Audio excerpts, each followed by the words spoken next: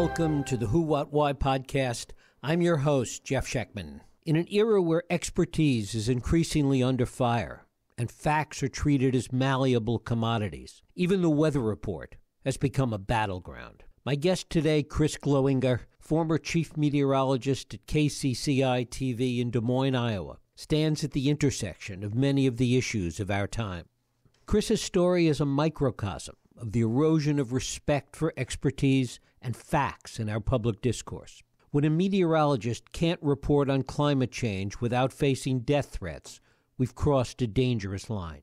The polarization isn't just affecting our political debates anymore. It's seeping into the most fundamental aspects of our daily lives, including how we understand and prepare for the weather. But here's the rub. While we're arguing about whether we can talk about climate change, the world is literally burning up. Record-breaking heat waves, unprecedented wildfires, and extreme weather events are becoming the new normal. Yet instead of focusing on solutions, we're still debating whether there's a problem. Let's be clear, we can disagree about solutions. We can debate the severity of the crisis and the best approaches to mitigate it. But we cannot disagree about facts. Every day we wake up to the truth. It's right outside our doors, affecting our lives in real, tangible ways. Chris Gloninger's experience forces us to confront some uncomfortable questions. How did we get to a point where reporting the weather is seen as a political act? How can we bridge this divide and return to a shared understanding of reality? And most importantly, how can we move forward to address the very real challenges of climate change when we can't even agree on the basics? We'll look at some of these questions today with Chris Gloninger.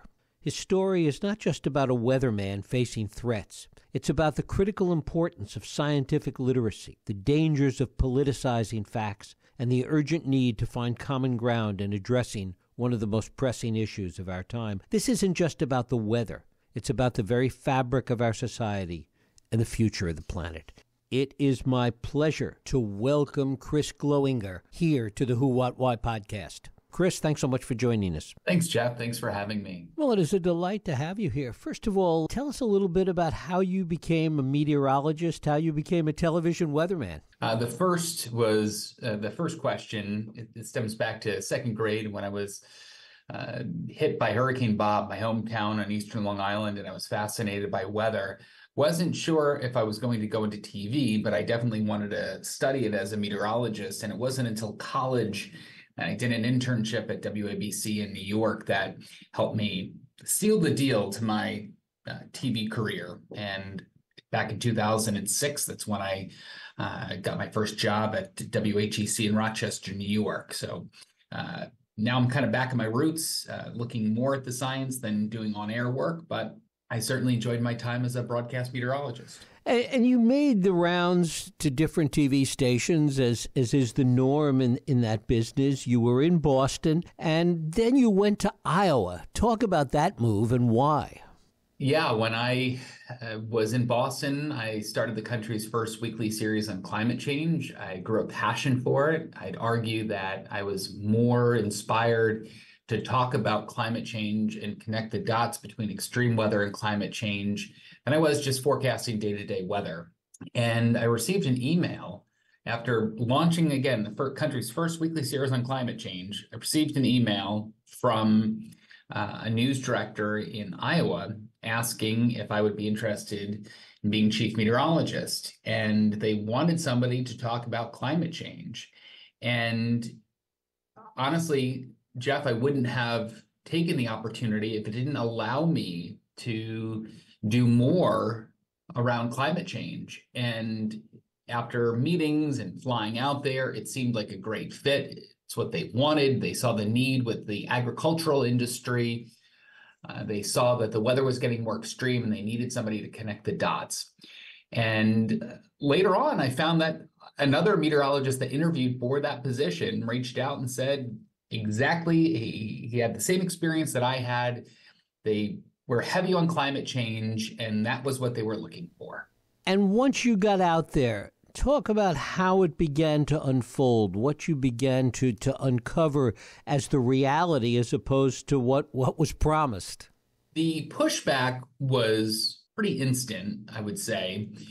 And it was what I expected because in TV, I'm used to getting pushback from people, especially meteorologists. When the forecast goes off the rails, a lot of people let you know when they're not happy about it.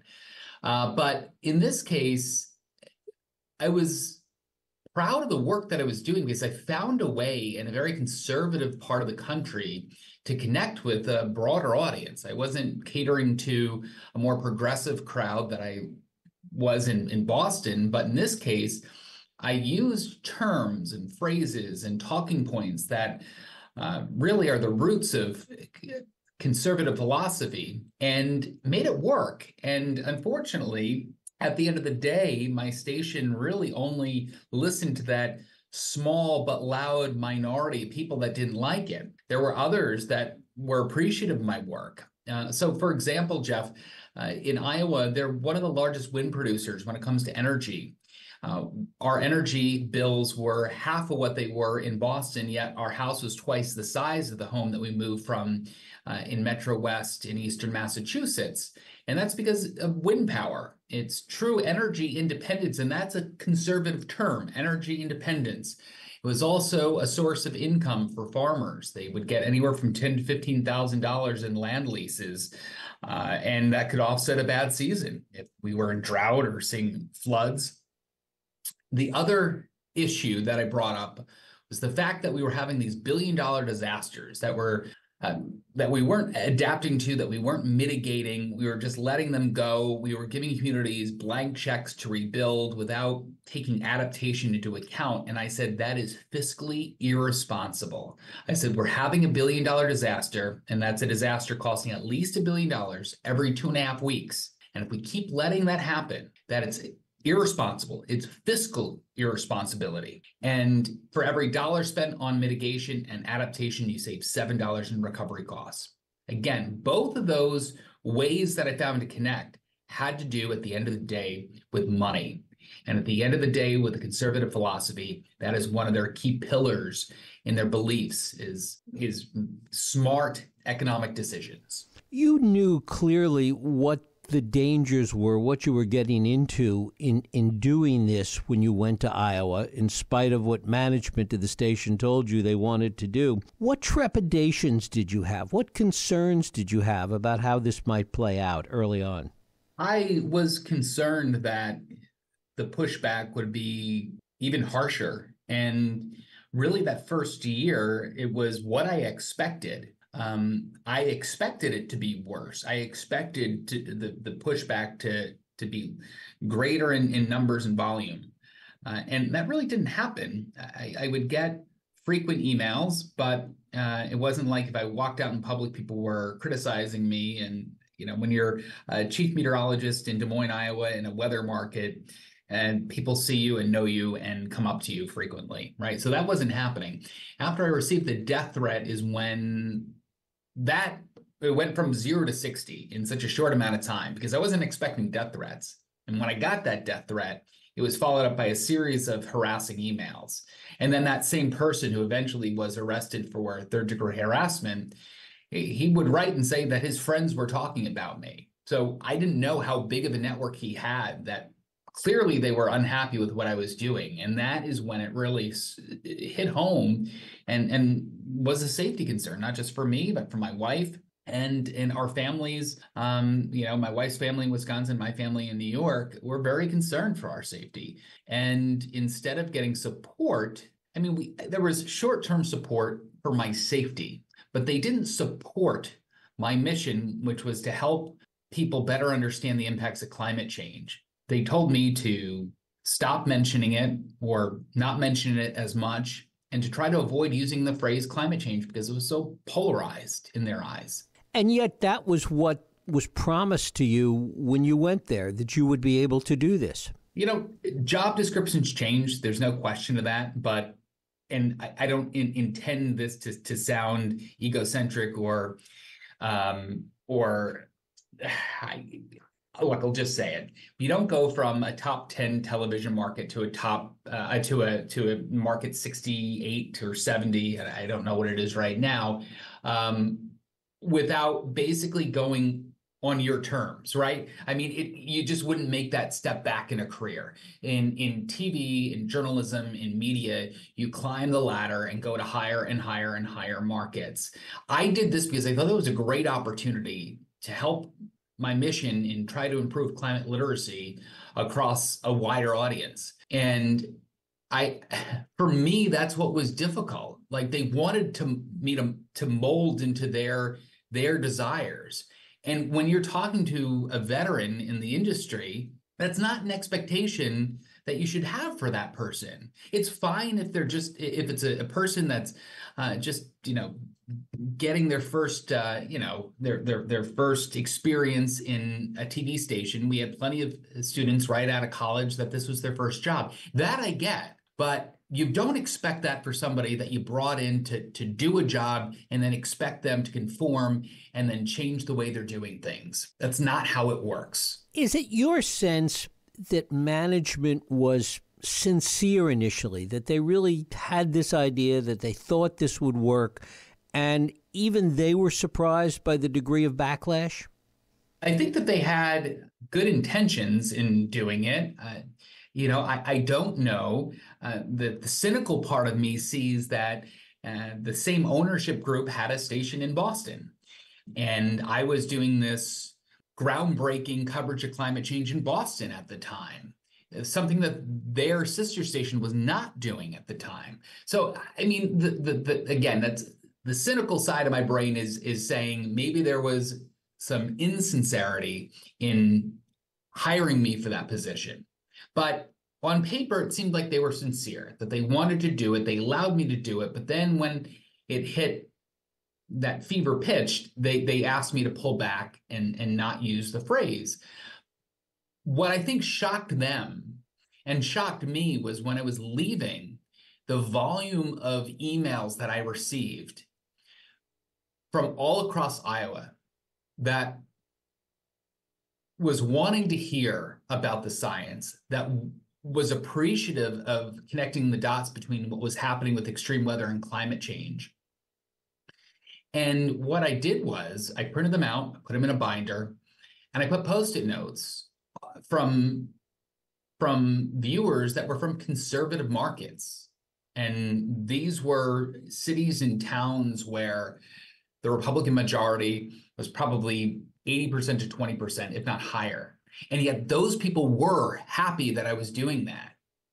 And that is the issue when you just tailor and bow down your newscast to that small but vocal minority. And if you look at some of the research, Jeff, from George Mason University and the Yale program on climate change communication, their numbers, I think you could prove by the outpouring of support that I received. And I tried to bring those numbers to my managers saying, look, more than 72% of the state wants to hear about it in the news headlines. I mean, where do you have that kind of support? That goes well beyond party lines. That is bipartisan support, except for that extremist side of society that doesn't want to hear about it, that's anti-science. So I think they really, at the end of the day, they really missed out. And I think that they pulled the plug way too soon. It was very premature. Talk about the extent to which they pulled the plug versus you realizing this wasn't going to work out, it was too dangerous, and you wanted to leave. I went to therapy. It was, look, the threat came a year into my job there. I was 2 years in when I ultimately left early, had to pay out of my contract to leave early. It was a year of therapy that kind of guided me into that decision, and long talks with my wife. You don't intend to move after buying a house in a community, and you pour your money into the local economy by buying furniture from local stores and by eating out. You try to do this for your job, but also to belong, a sense of belonging in this new area. So it wasn't an easy decision. And it kind of snowballed where I tried to negotiate to the best that I could, knowing that I wasn't going to allow them to take that voice away from me. But I would move the connections between extreme weather and climate change towards the end of the weathercast. If you have a 3-minute weathercast, it would be the last 20 or 30 seconds of it before you hit the extended forecast. And I tried to do that. But knowing that I didn't have support from station management in the end, knowing that I got a death threat and at times we felt unsafe, and both my parents and my in-laws have health issues and are aging, it just didn't seem like it was worth the fight. I tried. I found a formula that worked. I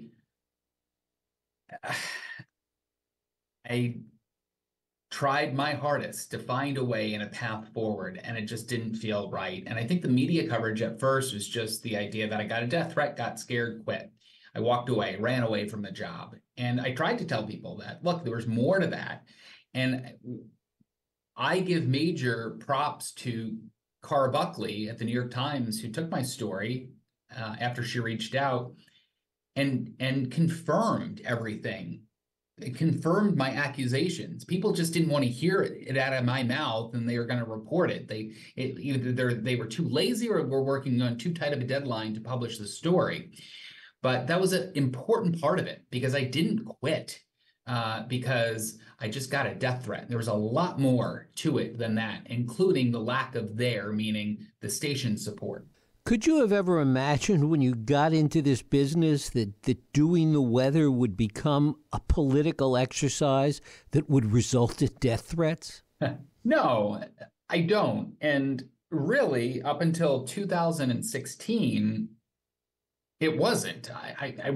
I never received this kind of pushback. I talked about climate change pretty much starting after Hurricane Sandy in New York City, when I decided personally I should be doing more by showing trends and the data, the facts, and the science. But really, it was that moment when Trump was elected and there was what seemed like a war on science. And it wasn't just climate science. The medical community, faced the brunt of it through COVID.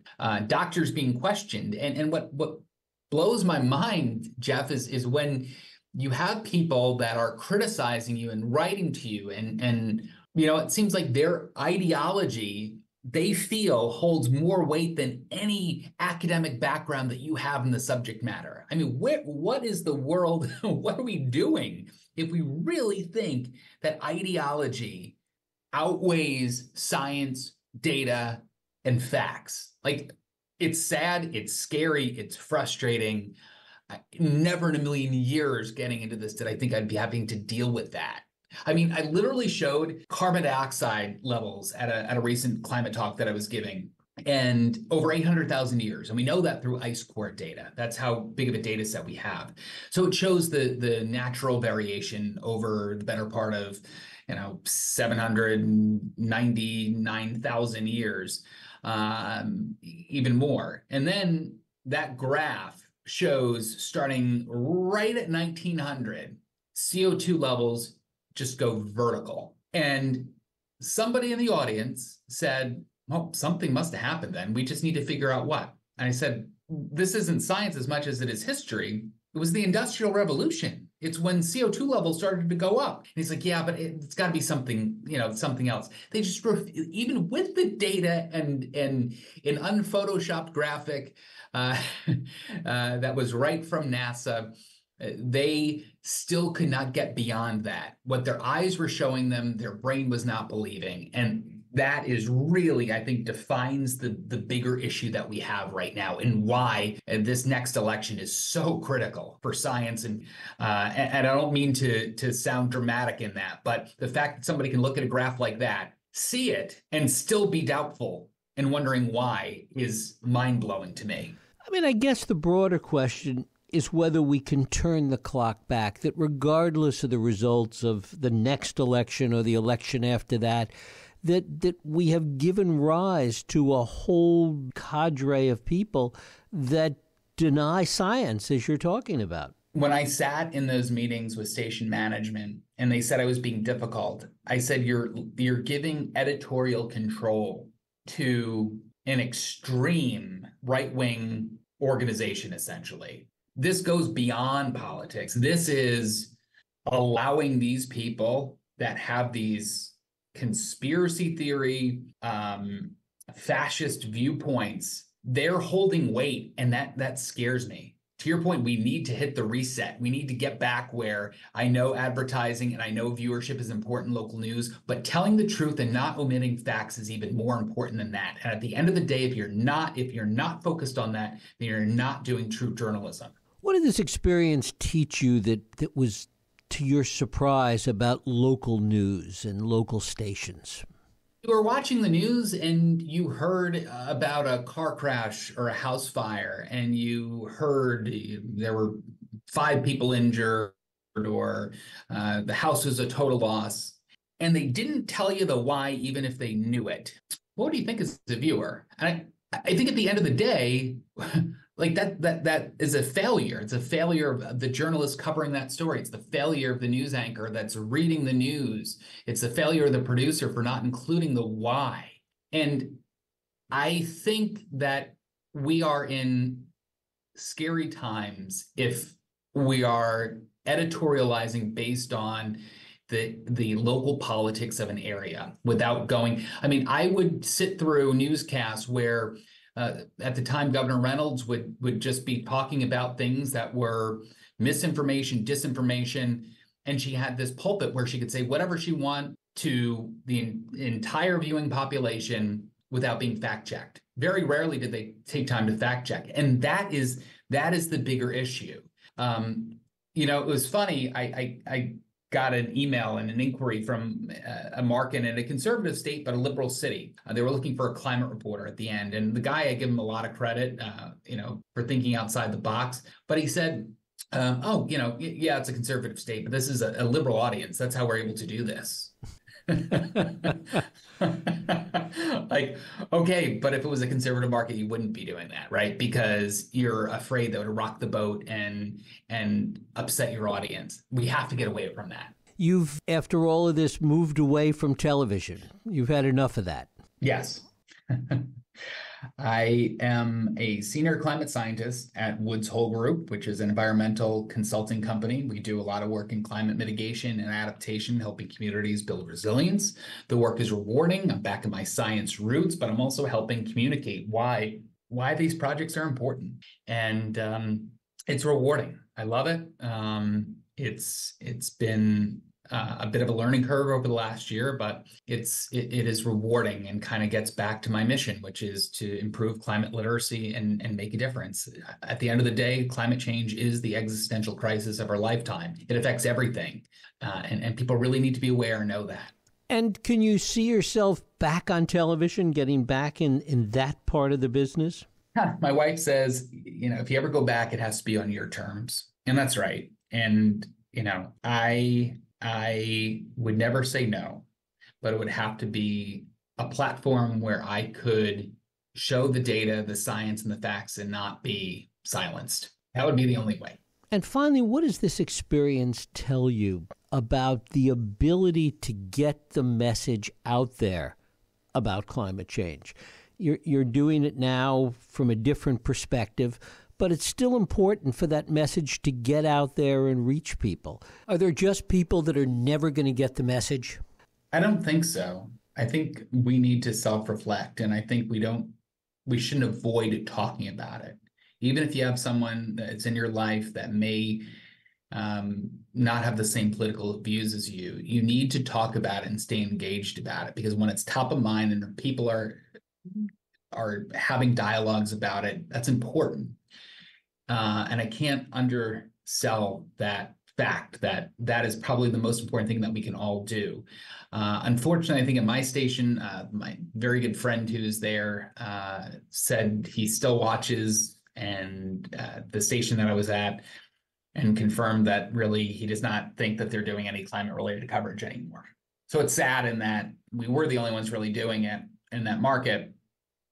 And then now that voice is no longer there. And that's what concerns me.